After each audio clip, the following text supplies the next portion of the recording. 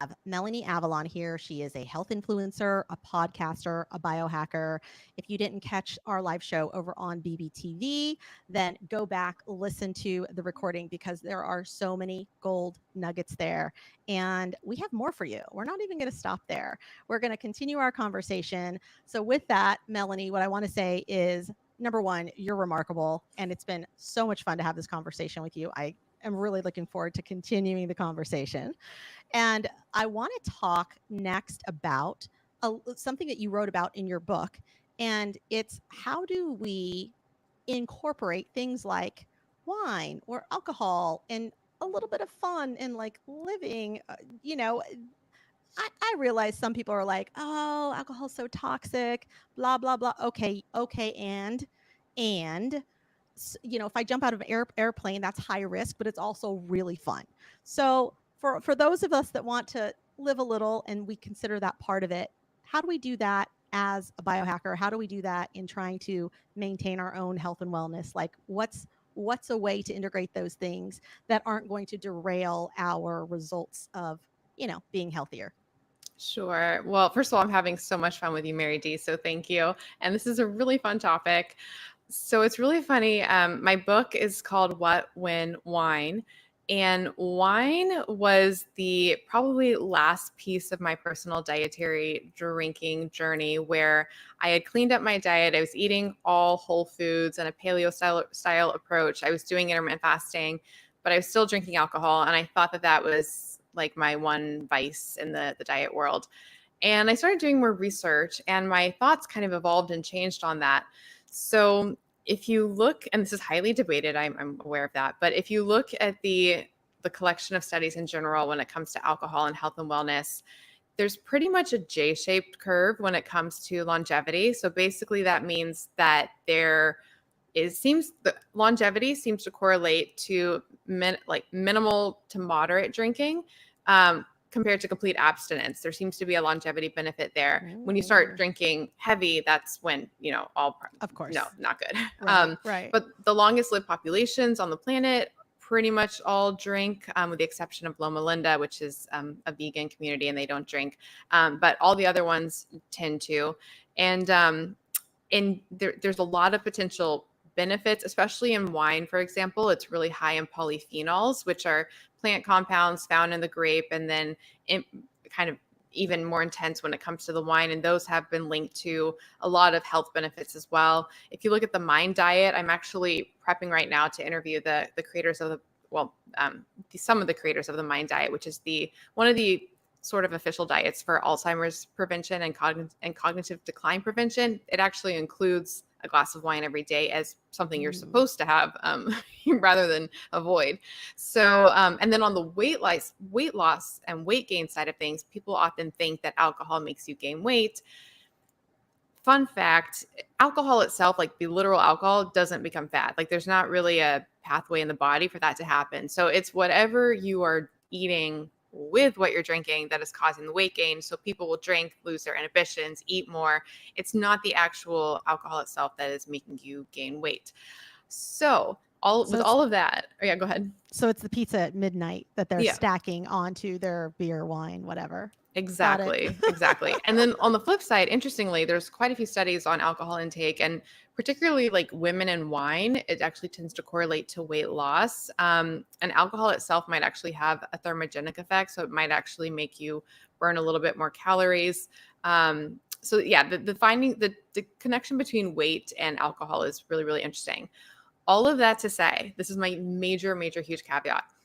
I think one of the issues actually with a lot of the literature on alcohol and the potential health benefits, especially, I keep coming back to wine, but especially with wine, is they don't talk about the type of drinks that people are drinking. Oftentimes they'll just be alcohol intake, or it'll just be wine or beer, and it's not looking at the type of wine, for example, that you're drinking. So there is a massive difference between having a mass-produced, high alcohol, high sugar wine compared to a organic, lower alcohol, lower sugar, dry farm wine from Europe, for example. You will people might think that you won't feel a difference. You will feel such a difference. So I have my really intense criteria for what I drink. And I promise you, you can drink and potentially get the health benefits and feel good the next day if you do it right. So my criteria when I'm looking for wine is and just to comment really quickly on the conventional wines. So if you're having some wine, we were talking earlier about supplements and labels. If you look at the back of a wine, there's not a label of the ingredients. So you would think that it's just fermented grape juice. Sure. It's actually often not, especially with conventional wines in the US. The majority of wines in the US are all owned by a few major conglomerates that own all the companies, and they can actually put ingredients into your wine. So they use, for example, often something called it's a color purple. It's a Like a dye. dye? A dye. Oh, Okay, so here's an no. example. So if you go to like a bar, because I used to notice this when I was in college, I would go to bars and I would get like the cheap, like the house wine, and my teeth would like turn purple. Like your teeth should actually not turn purple from wine. Like I always thought that was just the wine. Yeah. They should not. That's from the What? that's from the dyes. Oh, wow. So that's something that's telling. If your teeth are turning purple, Yeah. that's not the wine. Okay. They can also put in, there's often a lot of like clarifying agents they'll put in. So a lot of wines actually aren't vegan because they'll have certain proteins in there that are derived from dairy products that will actually help with like clarifying the wine. They'll put in Wow. things for texture and mouthfeel. Yeah, there can Wow. be stuff in your wine. Oh. So that's why it's really, really important. Oh, then on top of that, with the organic issue, when you're so wine is created obviously from grapes, which can really suck up the pesticides from the soil, and then that's really concentrated into the wine. And Yeah. glyphosate, for example, which is the major pesticide in the U.S., it's water soluble, which is one of the reasons it can be really detrimental to our health because it just gets into all of our bodies. So if you're having that, and if you're having conventional wine, it's often can be high in glyphosate, which is going to create a lot of health issues down the line. And they actually did a study. It was a few years ago now, but it was testing California wines, and every single wine tested for glyphosate, including organic ones. And that's because it's just so saturated in the soil, which is really upsetting. That is upsetting. Yeah. So my personal wine criteria that I follow is, well, I use a company called Dry Farm Wines, and they go all throughout Europe and they find the wineries that are practicing organic practices, and then they test the wines to make sure that they are organic, low sugar, low alcohol, and free of mold. So at home, you can actually see in the background, at home I drink that wine. When I'm out at a restaurant, what I do is I first go through the list, and you would actually be really surprised. Oftentimes the wines on the list won't say they're organic, but if you look up the producers, especially a lot of the European wines, you can find a lot of wineries that are organic. So if I'm at a restaurant that has a decent wine list, I first look up all the brands or the producers. I find the ones that are organic. So that's like first pass. So then I have my like smaller list. And then I look at the actual wine. I Google the actual wine itself, and I try to find ones that are lower alcohol. So ideally, that would be 12.5% or less, but that can be harder at restaurants. So it's usually like 13% or less. I try to find wines from cool climates. I love like wines from France and Italy. Those tend to be lower in sugar due to the climate as well. And you will find if you do all of this, so you find like the organic wines that are lower sugar, lower alcohol, I promise you that the next day, you'll be able basically to have your drink and drink it too, and not have a lot of those hangover effects. I love that. I'm definitely a fan of Dry Farm Wines. I remember going to was with a group of, biohacking entrepreneurs, and it was one of the wines that sponsored the event, and it was fantastic. And after that, I was like, okay, Dry Farm Wines, that's where it's at. And y'all can order from there, by the way. They have a great system. Ship it right to your house, and it's all get the good wine, y'all. Don't buck out for the cheap stuff, because you're putting it in your body. Remember, you work so hard to put good things in your temple. Let's not fill it with, porta potty water. Let's put good stuff in there. So true. One of the other areas I love to talk about are, how do we learn lessons in life? And you've shared so much great health and biohacking stuff with us today. But I want to shift a little bit and ask you, what about in the area of relationships? Like, what's the best advice you've ever gotten? What's been your biggest kind of takeaway from, living life up until this point? Like, what do you know about yourself? what out there, if you're giving all of us single ladies advice, what do you have for us? Oh my goodness, it's such a great question. So I think for me personally, because so for me personally, I've often said that I'm dating my career. Like I, like I'm so intense with my everything that I'm doing that um, I'm not the type that has been in, long-term relationships. And, a lot of my friends now my age are like getting married and having kids and all of that, and which I think is amazing. And I'm so grateful because I personally, I don't know if I'll ever have kids. So I'm really grateful to, the wonderful women that are raising our future generations. Sure.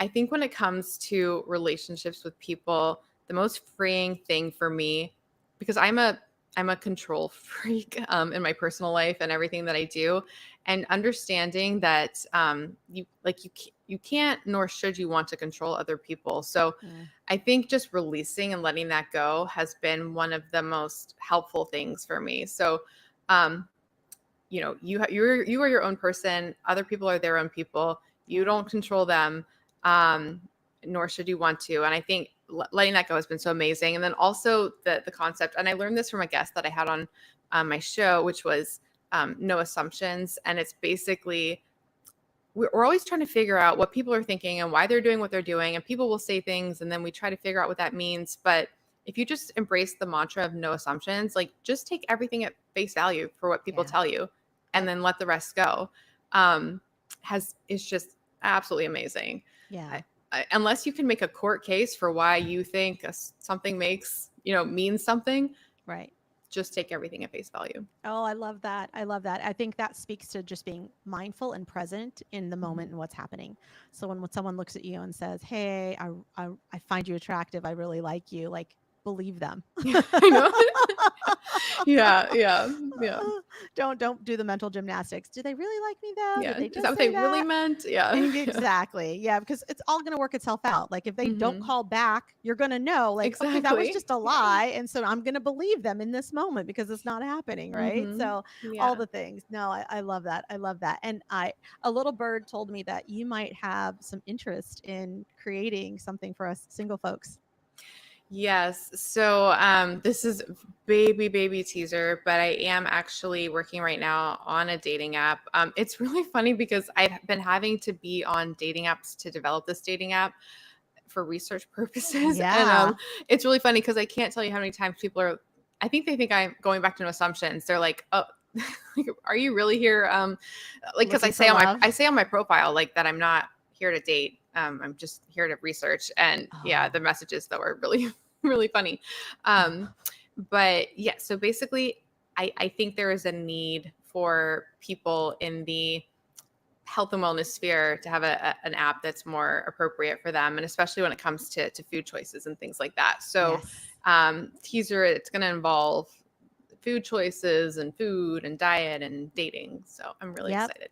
Absolutely. It's so funny because I literally was having this conversation with someone the other day. We'd done a beach walk, and I remember I don't remember how I phrased it. I think I said something about maybe a vegan restaurant or something that is in his neighborhood. And he goes, "Oh," he goes, "Are you vegan?" And I go, "No." I said, I'm pretty plant forward. I'm veganish, but I definitely eat meat. Like once in a while, like you can take me to steakhouse. I'm eating a steak. So we had a really funny laugh about that because I could just tell, like in that pause, he was almost like Like, so sad because it was yeah. almost going to be a deal breaker that, like, oh, we can't agree on meat. It was like, oh, okay, here we go. So I always think that the food piece is funny, but truthfully, look, it's already, I think it's pretty hard cooking for one. Like when I meal plan, most of my meals are pretty similar. They're pretty boring because I'm one person. Like I can only eat so much. And even two is not that much. And so if, you think about having a life with someone, I think about, are we going to be able to agree on some food choices? And that part's pretty important. It's really important because it's how we live our life, and it's a big piece of it. So what does that, what does that look like, and how does that feel? And also deciding on whether someone is actually fit and active, because I think I have to definitely list that out also of like, hey, I'm super interested in someone who's living an active lifestyle. So if you sit on the couch most of the week, we're probably not a fit. Now, at the same time, if you do 500-mile marathons every week, we're also probably not a fit. So Yeah. it's, yeah, like I can appreciate someone who does that. And I'm also like, how do you do that?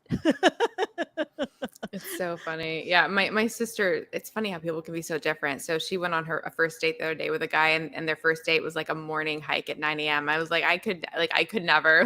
Like my first date is always drinks and a restaurant with dark lighting, like Oh my non-negotiable. gosh. No food, no dinner, because No dinner. you don't want Yeah. to commit to. You don't want to commit to that much time. I Yeah, agree. I yeah. agree. Yeah. So, First meetup is usually, yeah, something simple, something easy. Because you're right. You can find yourself in a spiral of like 4 hours with someone you just really don't care for. yeah. And I don't care how good the meal was. It's like, yeah, this isn't going to be it. Well, I love that. I'm excited. And I am super excited about seeing you bring that to fruition for all, again, us single folks that also want to have some fun with people who are living a similar lifestyle. I think that's part of it, right? We have a health and wellness is probably in our top category of value system, and we want to find someone that that also feels that same way, and someone that can be open to a lot of the alternative things that we like to do as well. I think that's part of it, because I know I've had people that kind of lift a brow to it, and then I don't know, my friends that are so much more fun. Pretty much we're all biohacking in some way, shape, or form, and I feel like we're the fun group. So just saying, if you guys want to have more fun in your life, just meet a biohacker and get on board. I agree so much. I agree. Yeah. Now I understand that you got your Mensa card. So talk to me about Yeah. I need to know this like story. Like, Oh, was man. that I mean, Mensa's a big deal. I actually know some folks that also have their Mensa card. So you're smart, super smart. I got it for there's a reason I got it. It Okay. was because I was in LA, so I lived in LA for like 10 years. I was doing acting, and there was a casting call, and they needed Mensa people, and I knew I qualified from like elementary school, so I just, yeah, that's why I got it, was to apply for the casting. So good. And I didn't get the casting, but then actually the Mensa card, I felt like it's kind of helpful to combat stereotypes, like being like a blonde person. I don't like a young blonde person. So yeah, it's been a nice little, I guess, card to have in my pocket. Right, because you're like, I'm beautiful and smart. That's in case anybody asks. Here's my Mensa card. Yeah, it's like literal. It's like insurance for the That's right. blonde thing. That's right. Oh, I love it. That's so great. That's so great. What about, let's talk about finances. Like, what's the best financial advice you've ever received? Oh my goodness. Okay, so it's interesting. So my dad is absolutely amazing, and he like worked his way up, and he had an amazing job. And so I was raised, I'm grateful for, like, with money and finances taken care of. And I'm just so grateful for that. And at the same time, I think my mom she really didn't want us to have an ego about money or anything like that. So she would always tell me, to remember, like, as like a child, she was like, remember your dad could lose his job any day. Like, that's what she would tell me, which going back, if I had a kid, I would not do that. So for a long time, I had this, like a fear surrounding finances and money, that, if I got money, it was going to go away. It was not a mindset of abundance. And I think a mindset of abundance is so, so important. I actually ended up reading a book later. It's called by Kyle Cease, and it's his book about money. He's a comedian. But his whole thing was basically just embrace a mindset of abundance and go with it. And I'm not saying to be like super casual and waste money and, use up your savings, but just feeling like you have enough and that there is enough in the world and you'll be okay. And that abundance mindset, that personally has been a game changer for me with personal finances.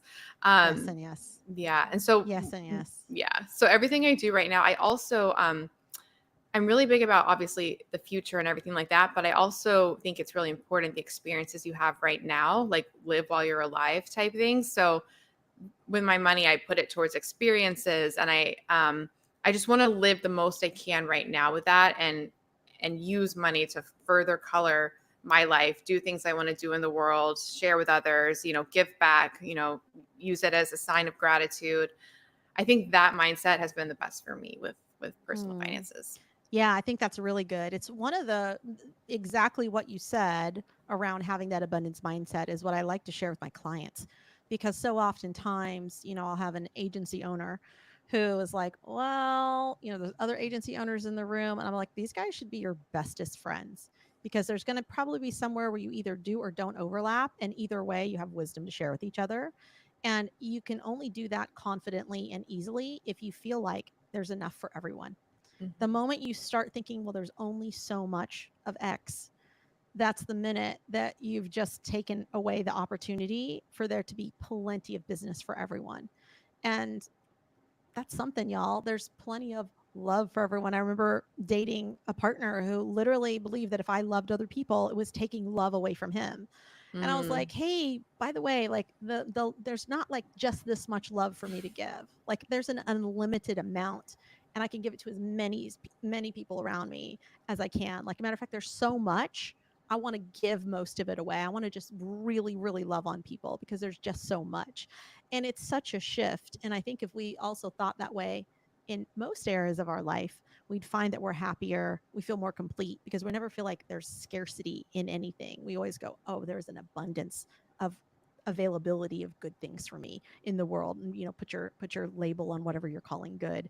So I love that. And also the idea of dying with zero. I literally Mhm. went out with someone the other day who said to me, he's like, yeah, he goes, this is my goal. And he didn't have kids. And I don't have kids either. It's like one of those things where, look, there's this old school way, which was like, make money, leave some to your children. And I think there's even like a Bible verse about it. And so I'm like, oh, okay. And how about you also spend some of the money that you actually earned and go live your life? Because if all you did was spend your life earning money just to give it away at the end, what are you doing? Like, where is your version of like living, having experiences, creating? Maybe now is a great time to take that money and create experiences with those people versus when you're dead and you never know if they're going to just throw it away. Because I meet people like that all the time too, older people who know that they're towards the end of their life, they've accumulated wealth, haven't been able to spend it all, they know they're going to pass it on to their heirs. They also know that maybe one of the two kids or one of the kids is not going to be able to actually use the money in a good way. And so if that happens, then what are they going to do? It's like you're going to take all that money and give it to someone who's just going to squander it. So I said one of the things I think would be really fun is if I'm going to have money left over, if I'm going to have an insurance policy, I want to take it and divide it up in a way where maybe it's taking my ashes and putting some of it in Hawaii. So it's a Hawaii trip that's paid for my Mhm. nephew, for him to take his family to spread my ashes at a specific place in Hawaii. And it's another trip to Tahiti, one of my favorite places, for my niece to also take her family and go and enjoy the trip and also spread my ashes. So I thought if you're going to do something with it, like maybe that would be a fun way to go out, because again, I don't have my only kids. What am I saving it, all for, other than making sure that I have, a good living and a good life as I get older. But beyond that, what are we doing, y'all? What are we doing?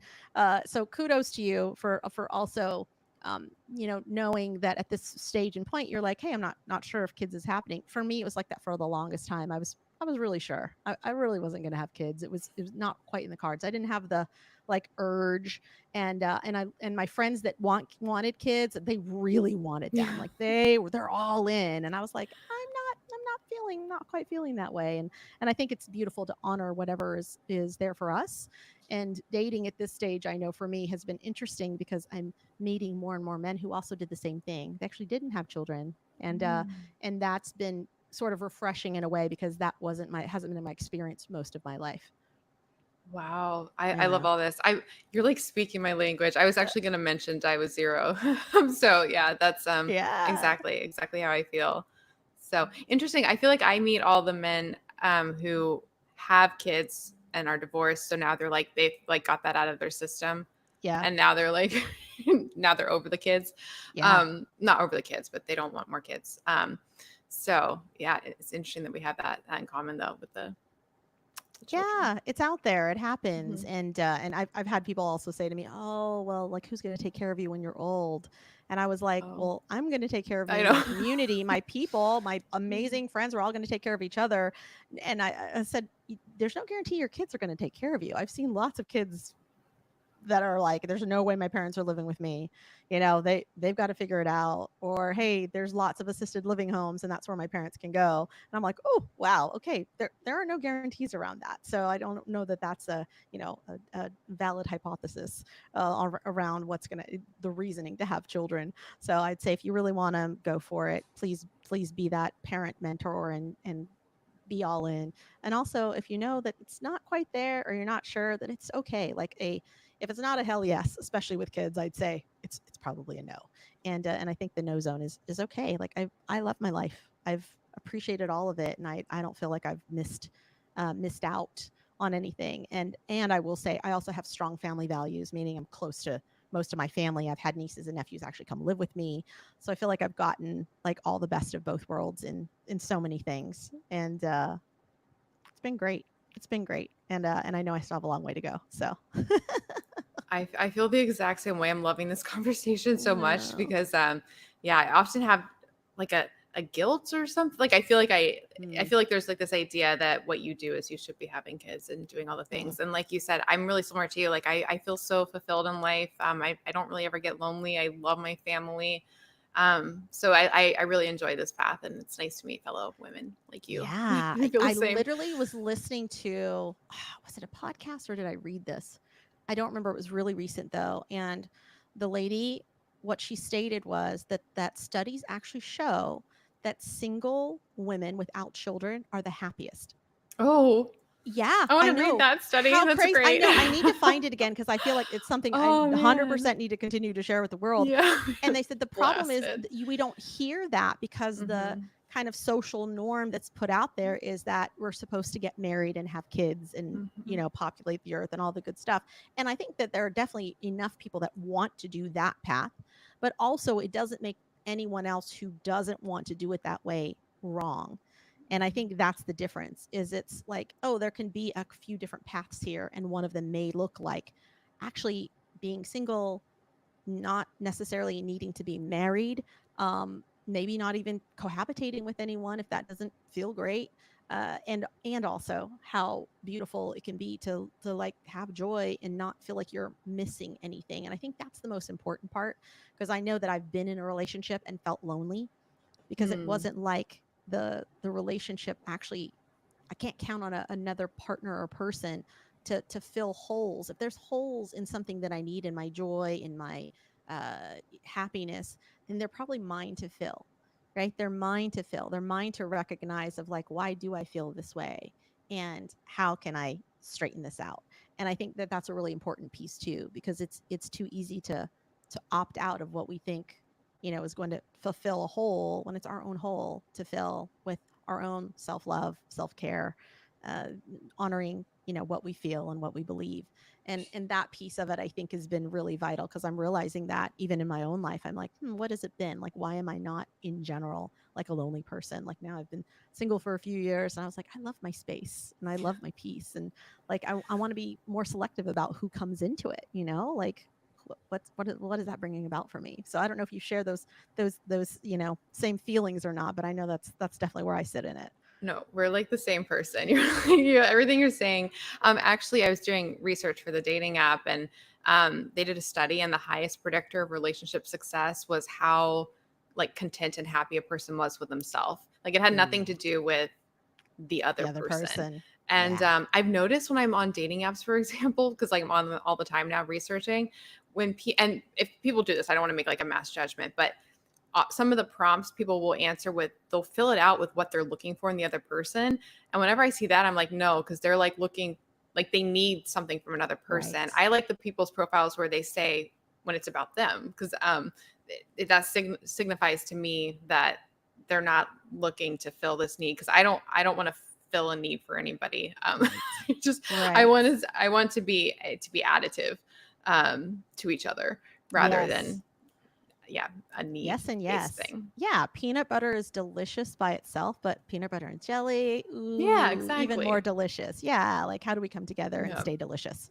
Yeah. I've often said it's like a painting. Like I don't want to, if it's like two colors, I don't want to become a new color. I want to be a painting where there's like swirls of colors and the colors are prettier Mm, with each other with each rather than other. becoming like a new color. Yeah. Oh, that's so good. Ooh, that's so good. I like that. I like that that visual. That visual is a good one to hang on to.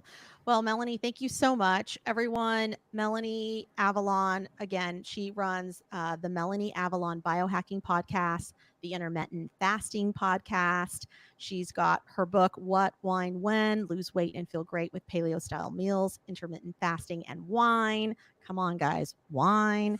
She's also got the an Apple app, which is the Food Sense Guide. Maybe can we talk just a little bit about the Food Sense Guide, because we didn't touch on that, and I feel like that deserves like let's what is that? Sure. Yeah. So I developed it because there are a lot of compounds in food that people react to. So, gluten, lectins, oxalates, sulfites, thiols, nightshades. And it can be confusing to know what you're reacting to, histamine. Um, and I was always looking at all these different lists, and there was never Mm.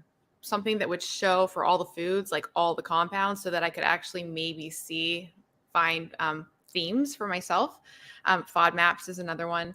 So I created Food Sense Guide. It's a searchable catalog of over 300 foods. It has 11 of those compounds, all the ones I just mentioned. And you can basically pull up the foods and you can see if they're high or low in all of these different compounds. So it's really, really incredible if you're Really? trying to follow any certain diet, like low histamine, low FODMAP, something like that. Or if you're just trying to figure out like commonalities of what you're reacting to, you can put in certain foods and see the trends. So it's a really, really valuable resource. I honestly made it because I just needed it for myself. Oh, that's so cool. But it's often been for the longest time, it was in the top 10 for Apple food and drinks apps. It's a really cool app. Yeah, I love that. I'm definitely gonna have to grab that. And I would ask you too, because I think that I heard you talk about nightshades and lectins. Mm-hmm. Years ago, I had a doctor do a whole like eating plan for me to lose a little bit of weight, and I remember he asked me, "Hey, just for the next 3 months, can you not do any nightshades?" And he talked a Mm-hmm. little bit about lectins. Like, do you have a belief system around nightshades, lectins, that kind of stuff? Yeah, so nightshades, they are a type of plant that have a compound in them, which is a defensive compound. I should know the word, starts with the S. But it can create a lot of inflammation for people. So there aren't that many nightshades, so that's an easier one to address. But if you find that you get inflammation or reactions from peppers, uh, tomatoes, um, even like acai berries, eggplants. Those are nightshades. There's not that many, but some people react to them. Lectins, that was popularized by Dr. Stephen Gundry. I've had him on my show a few times, and he created the whole plant paradox thing. And the idea there is that lectins are also a defense compound found in plants. They're actually in animal products as well, but very low. But they're really high in some plants. And the idea is that when we eat them, we have an immune response to them. They actually can create leaky gut, so kind of like attack our Mm, digestive lining. I think it can really help and benefit a lot of people. It's definitely something to try. I think a lot of people, though, they might go on a low lectin diet, and really the big change for the weight loss might be that they're switching to like a whole foods type diet, because that might be the first time they're only eating certain whole right. foods. um I do think there's a lot of potential there that people might be reacting to them, and I think it's really an individual thing with all of these compounds. You really have to find what your body does best well and what you're reacting to. And that's why Yeah. I don't think there's one answer for Yeah, no, anybody. that's beautiful. That's really beautiful. I love that. I love that. All right. And also, y'all check out her successful supplement line, which is Avalon X. There's some great stuff on there. I'm excited about giving it a go. And Melanie, thank you for your wisdom. Thank you for what you do in the world. It's been such a great conversation. And again, y'all check out the live show off of BBTV today. You can catch the recording. It was super good, just super juicy, super delicious. If you want some delicious love in your life, then catch the show. It's so good. Share it with people you know, and try all the things, y'all. I'm telling you, life is funner on the biohacking side. All right, and with that, we'll see you back here next week. Thanks everyone, and thank you again, Melanie. Thank you, Mary D. You're amazing. Thank you. All right.